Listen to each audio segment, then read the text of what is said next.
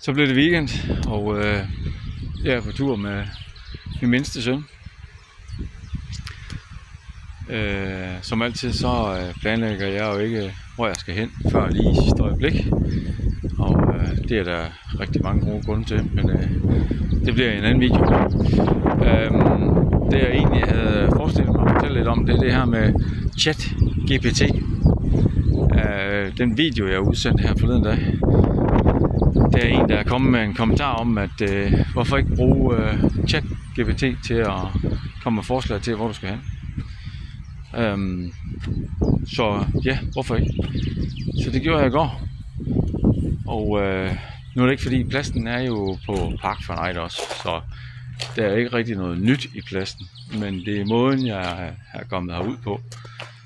Fordi jeg tror faktisk ikke, jeg ville have valgt det her sted. Så umiddelbart ud fra Park for Night. Men jeg har aldrig været her før, og det er i Hesselvig Plantage.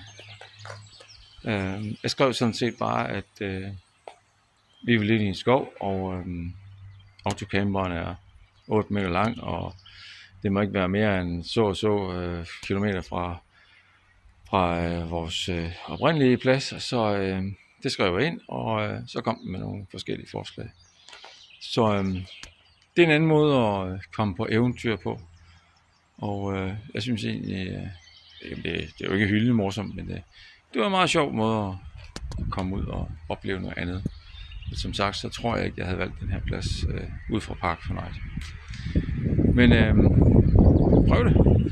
Det kunne være, at du så noget nyt og oplevede noget andet end sådan lige.